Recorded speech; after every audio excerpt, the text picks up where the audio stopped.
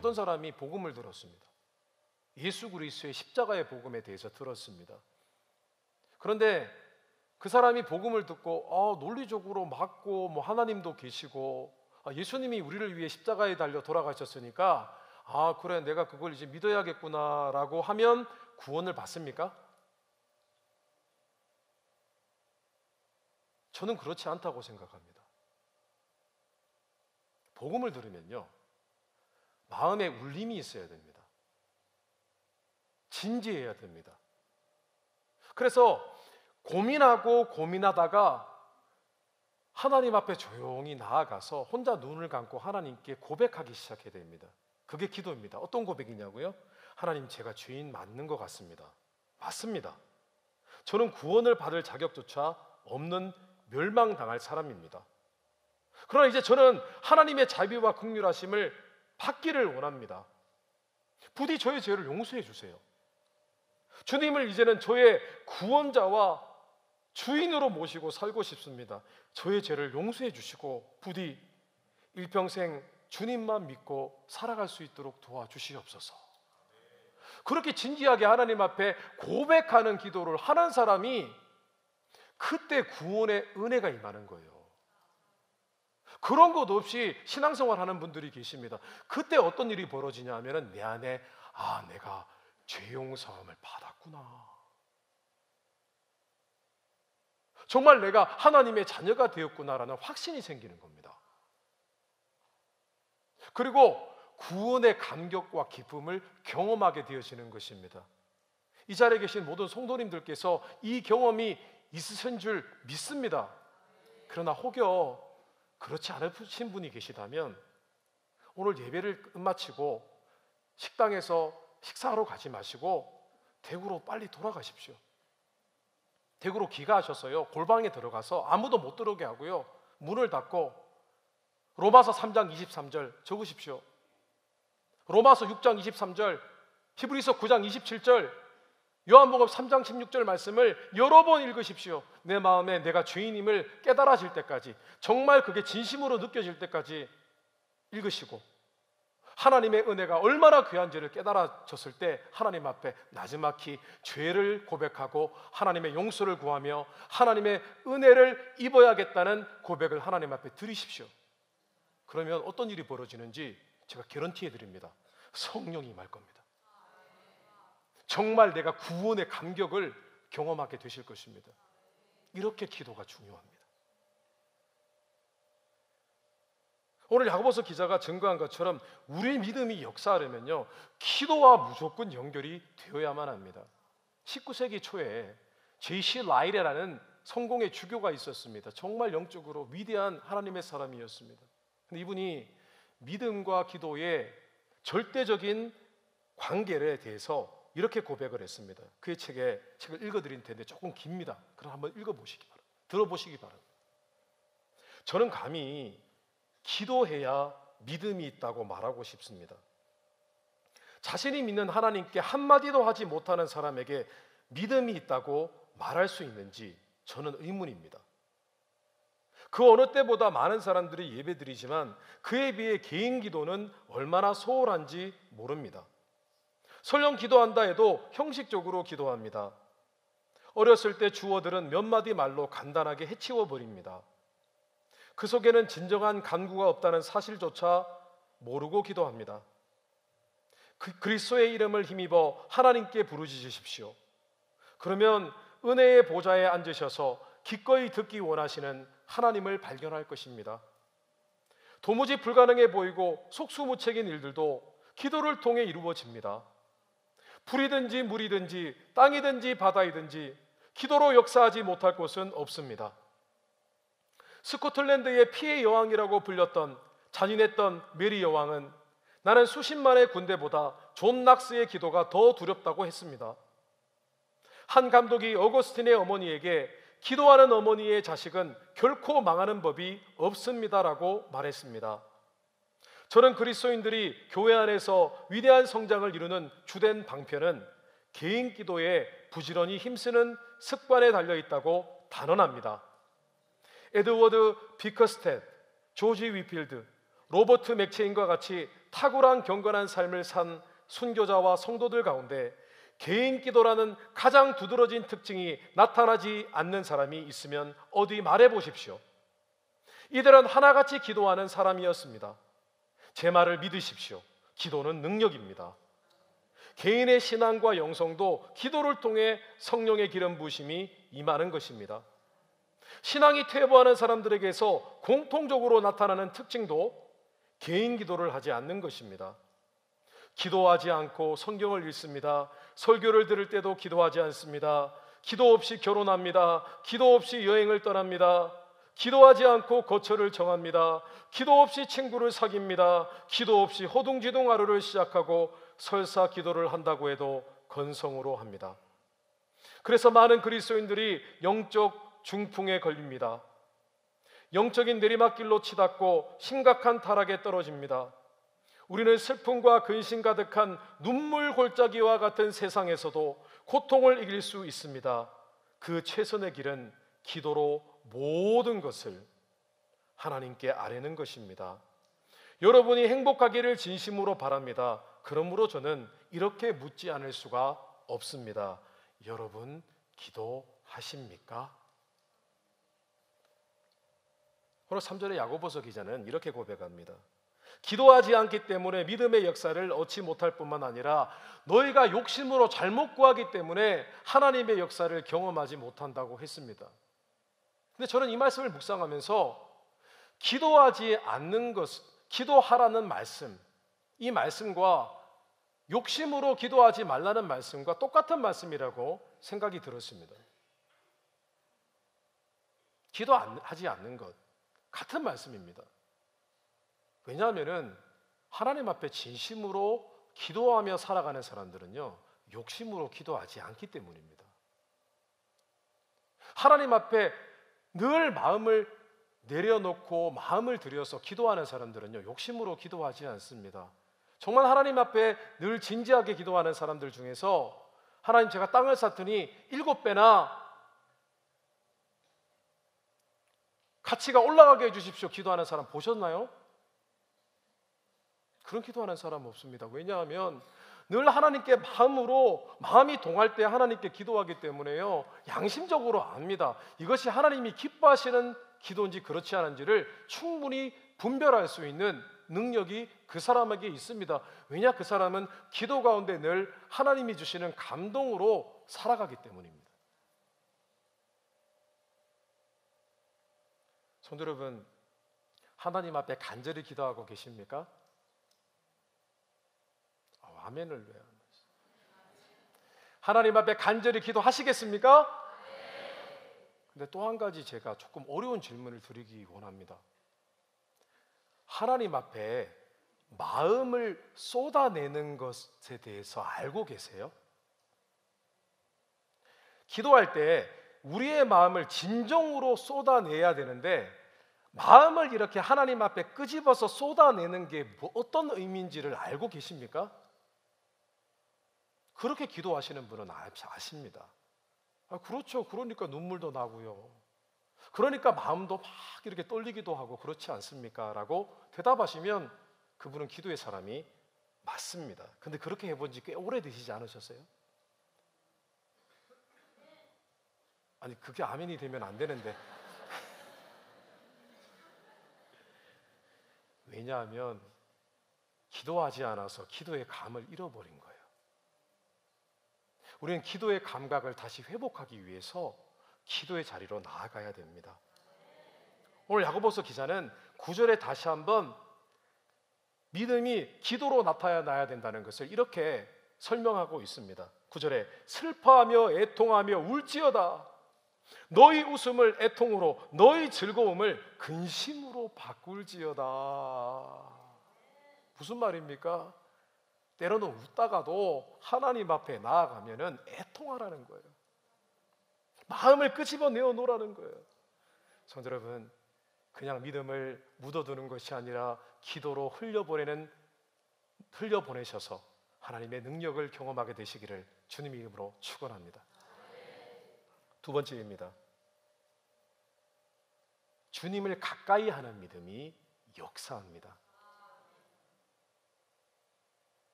역사하는 믿음은요, 주님을 가까이 해야 됩니다. 우리 속에 아무리 믿음이 있어도요, 주님과 가까워져야만 합니다. 그래야 우리의 믿음이 역사합니다. 우리의 믿음이 하나님과 연결이 되는 것입니다. 오늘 4절 5절 말씀입니다. 가늠한 여인들아, 세상과 벗된 것이 하나님과 원수됨을 알지 못하느냐. 그런즉 누구든지 세상과 벗이 되고자 하는 자는 스스로 하나님과 원수되는 것이니라. 너희는 하나님이 우리 속에 거하게 하신 성령이 시기하기까지 사모한다 하신 말씀을 헛된 줄로 생각하느냐. 이 말씀도 언뜻 들어보면은 당시의 초대교회에 가늠한 여자들이 많아서 가늠한 여자들에게 경고하는 말씀인 것 같습니다. 그런데 사실 더 깊은 의미는 따로 있습니다. 당시에 초대교회는요, 전쟁으로 인해서 또 남성이 여성보다 수명이 짧으니까 과부된 사람들이 많이 있었습니다. 그래서 당시에 초대교회의 가장 중요한 사역 가운데 하나가 뭐냐면은 과부들을 도와주는 것이었습니다. 과부들을 후원하는 것이었습니다. 왜냐하면 그 사람들은 당시 상황에 의하면은 기댈 곳이 없었기 때문입니다. 그런데 흥미로운 점이 한 가지가 있습니다. 당시의 과부들은 단순히 크리스찬 과부들은 남편을 잃어버린 불쌍한 존재가 아니었습니다. 그 사람들은 자신이 남편을 잃어버린 것에 대한 그 슬픔을 영적으로 풀어냈습니다. 오히려 교회의 모임에 남아서 더 기도하고 더 섬기고 불쌍한 사람들을 돕고 늘 하나님 앞에 기도하고 마치 세상을 친구 삼는 것이 아니라 오직 하나님을 친구 삼고 하나님을 신랑 삼아 살았습니다. 그래서 초대교회 때 과부들은요, 그냥 돌봄의 대상이 아니라 초대교회의 자랑이었습니다. 그래서 디모데전서 5장 말씀을 보면 5장 말씀 전체가 뭐에 대한 말씀이냐면요, 과부에 대한 말씀입니다. 한번 들어보시기 바랍니다. 디모데전서 5장 9절에서 11절입니다. 과부로 명부에 올릴 자는 나이가 60이 덜 되지 아니하고, 그러니까 과부는 60세 이상이어야 된다는 겁니다.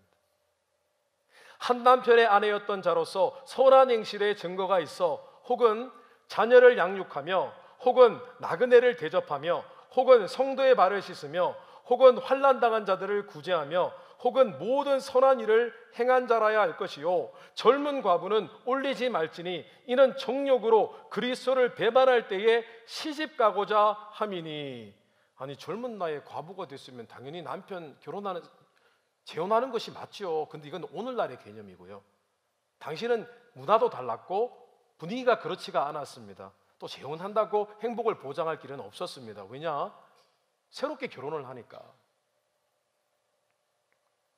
그런데 사도 바울은 참 과부의 기준과 그렇지 않은 과부의 기준을 얘기하면서 굉장히 조금 듣기 어려운 말을 했습니다. 젊은 과부는 올리지 말지니 이는 정욕으로 그리스도를 배반할 때에 시집가고자 함이니. 시집가는 게 문제가 아니라 왜 과부가 되어서 이제는 그냥 인생에서 이렇게 살아봤으면 하나님을 더 찾고 하나님을 친구 삼아 살아가며 도리어 더 기도에 힘써야지 왜 자꾸 기웃기웃 더 이 세상에서 행복하려고 사람을 찾아다니고 그렇게 사느냐, 그렇게 말을 한 것입니다. 오늘 말씀도 이 맥락에서 살펴보아야 됩니다. 앞서 읽어드린 4절 5절 말씀에 보면은요, 세상에 벗된, 세상과 벗이 되고자 하는 자녀이라고 했습니다. 그래서 지금 이 얘기를 하고 있는 거예요. 여러분, 하나님을 믿고 사는 사람들은 세상을 친구 삼아 사는 것이 아니라 하나님을 친구 삼아 살아야 되고 하나님을 더 가까이 해야 되고 하나님을 더 사랑해야 됩니다. 그래야 하나님이 여러분의 삶 가운데 역사하십니다. 그리고 여러분 안에 성령님이 계시지 않습니까? 성령이 여러분 안에 계신 것은 여러분을 사랑하고자 함입니다. 근데 그 성령은 시기하기까지 여러분을 사랑하십니다 라고 했습니다. 그러니까 오늘 야고보서 기자의 강조점은 이것입니다. 하나님을 믿는 자들은 남녀노소를 막론하고 하나님을 더 사랑해야 되고 하나님과 더 가까워져야 된다는 것입니다. 그렇지 않으면 영적인 간음이라는 거예요. 영적인 간음이 되어지면은 하나님께서 몹시 슬퍼하신다는 것입니다. 성도들 한번 상상해 보십시오. 오늘 분명히 이 말씀에 우리 안에 계신 성령님에 대해서 말씀하셨고, 성령이 시기 질투하시고 우리를 시기 질투하기까지 그렇게 사랑하신다고 말씀을 했습니다. 하나님이 믿는 자들 모두에게 우리의 내면에 성령님이 계시겠습니다. 성령님이 어디 계실까요? 여기요? 아닙니다. 성령님은 우리의 마음 가운데 계십니다. 심령 안에 계십니다. 그런데 성령님은 우리 안에 계시는 이유가 뭐라고요? 우리의 믿음을 통하여, 하나님을 향한 사랑을 통하여 우리 안에 계시게 된 거예요. 지금 우리는 하나님과 사랑하고 있는 거예요. 사랑하며 살아가고 있는 것입니다.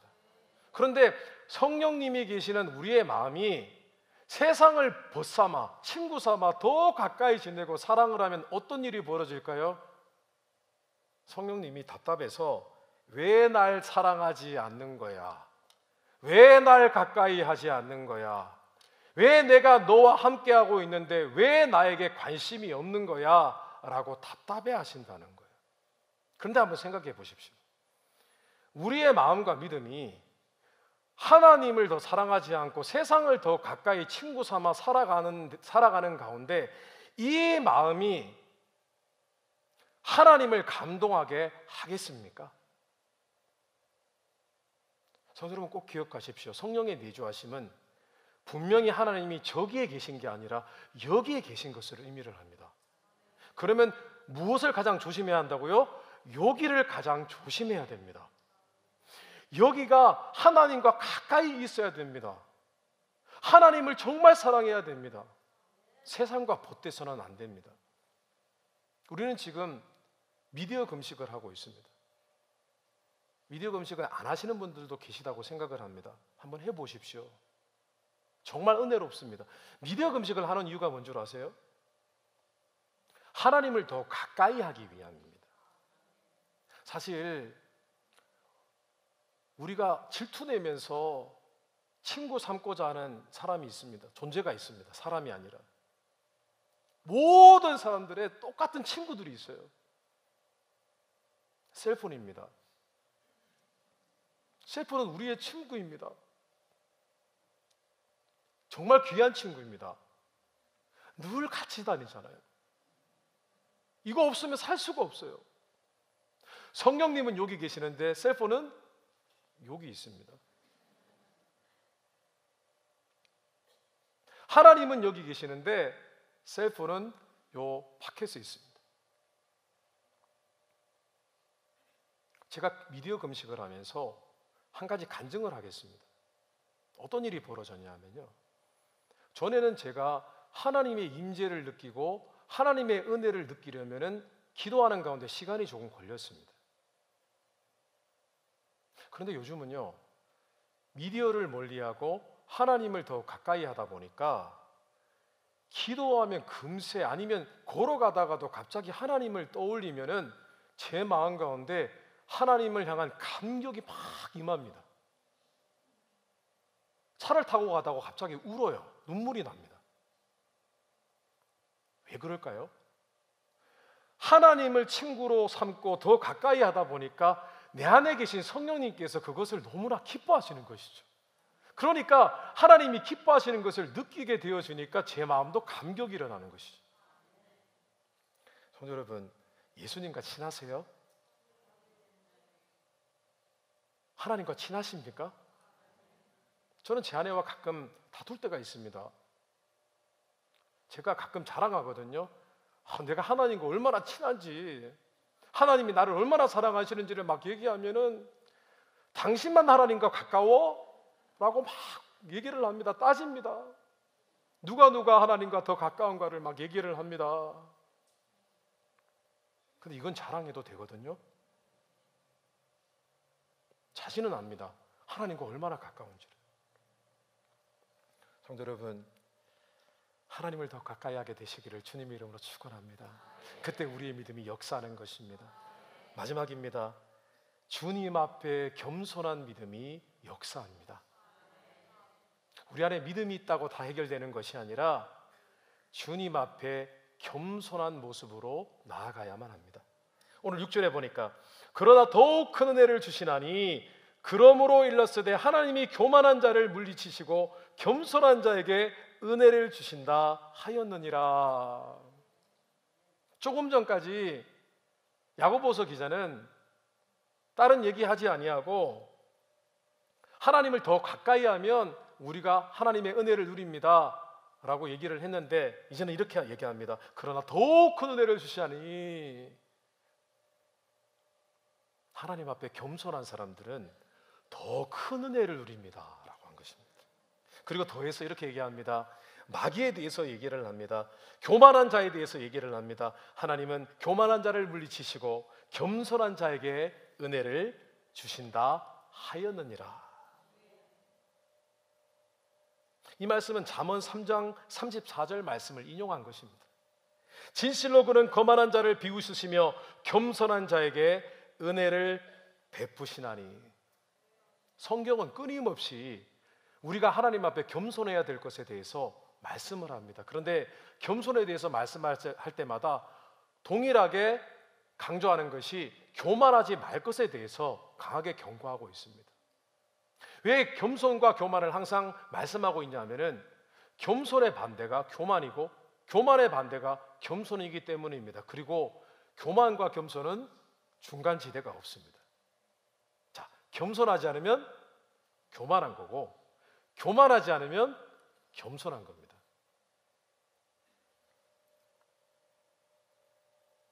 어떤 것이 겸손한 것일까요? 하나님 앞에 겸손한 것은요, 하나님 앞에 하나님 늘 도와주세요, 하나님을 의지하는 것이 겸손한 것입니다. 내 힘으로 할 수 없다는 것을 알고 있기 때문에. 그래서 기도하는 사람이 겸손한 사람입니다. 또 겸손은 나는 아무것도 한 일이 없습니다, 하나님이 다 하셨습니다 라고 고백하는 사람이 겸손한 사람입니다. 자, 그런데 오늘 말씀을 보니까요, 겸손의 또 다른 모습이 있는데 뭐냐 하면은 하나님의 말씀 앞에 나의 뜻과 의지를 내려놓고 하나님 말씀에 순종, 복종하는 것이 겸손이라고 말씀을 하고 있습니다. 오늘 6절 7절입니다. 그러나 더욱 큰 은혜를 주시나니 그러므로 일렀으되 하나님이 교만한 자를 물리치시고 겸손한 자에게 은혜를 주신다 하였느니라. 그런즉 너희는 하나님께 복종할지어다. 마귀를 대적하라. 그리하면 너희를 피하리라.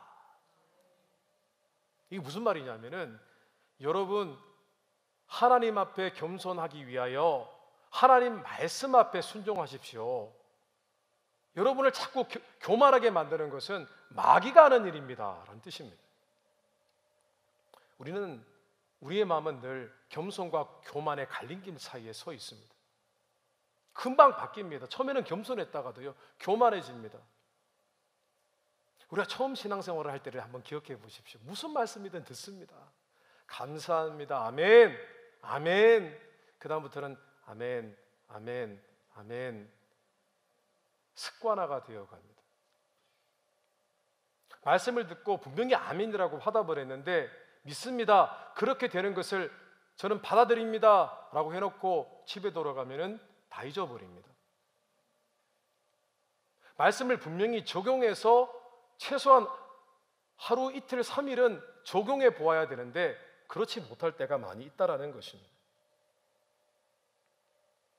뿐만 아니라 우리는 하나님의 은혜라고 말하면서도 은근히 자신을 끼워 넣습니다.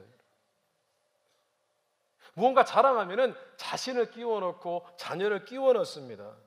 그런데 중요한 것은 우리가 무의식 중에 하는 모든 우리의 신앙생활에 나타나는 이 교만함 때문에 사실은 우리 안에 하나님을 믿는 믿음이 있어도 역사하지 않는 것입니다. 저는 예전에도 말씀드린 적이 있는데요, 저희 아내와 제가 다투지를 않고 잘 지내는 편입니다라는 얘기를 알파 때나 아니면 결혼을 앞둔 부부에게 간증을 할 때가 있습니다. 그렇게 제가 하는 이유는 제가 화목하지 못한 가정에서 자랐는데 저같이 이렇게 못나고 부족한 사람이 하나님의 은혜를 받고 나니까 이렇게 좋은 가정을 꾸릴 수 있게 되었다는 것을 간증하기 위해서 그런 말씀을 드리는 겁니다. 근데 어느 순간부터 그런 간증만 하면은 집에 오면은 싸우게 되더라고요. 그 제가 알았습니다. 아, 이게 무엇이 잘못일까 고민해 보았더니 혹여 내 안에 무언가 내 가정에 대한 자랑이 있지 않았나라는 생각이 들어서 마귀가 이것을 싫어하는가라는 생각이 들었습니다.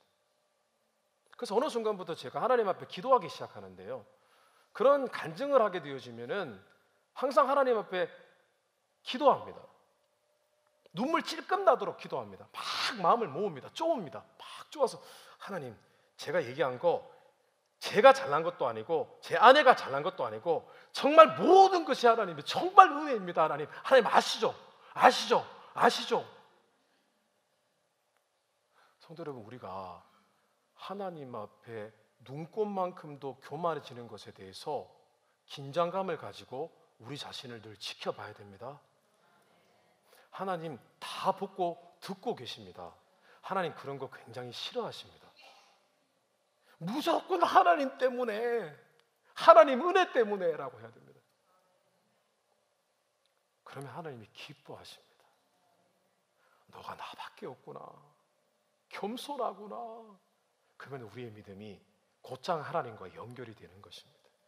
오늘 10절 말씀에 야고보가 다시 반복을 합니다. 주 앞에서 낮추라, 그리하면 주께서 너희를 높이시리라. 무슨 말씀입니까? 너희가 겸손하게 나아가면 그 믿음이 역사할 것이다. 오늘 말씀을 정리하겠습니다. 우리에게 다 믿음이 있습니다. 근데 그 믿음은요, 금과 같아서 하나님의 은혜와 능력을 반드시 경험하게 되어 있습니다. 믿으십시오. 자, 그런데 한 가지만 기억하십시오. 오늘 역사하는 믿음, 이 세 가지 사실은 따지고 보면요, 인격이신 하나님과 관계하는 믿음이에요. 기도로 하나님께 가까이 나아가고요, 하나님을 더 가까이 모시고요, 하나님을 친구 삼고요, 그리고 또 무엇입니까? 겸손해지는 거예요. 하나님의 인격이시니까. 오늘 이 믿음의 비밀을 붙잡고 나아가실 때 2023년도는 하나님의 역사를 경험하는 믿음의 한 해가 되시기를 주님의 이름으로 축원합니다. 생명의 말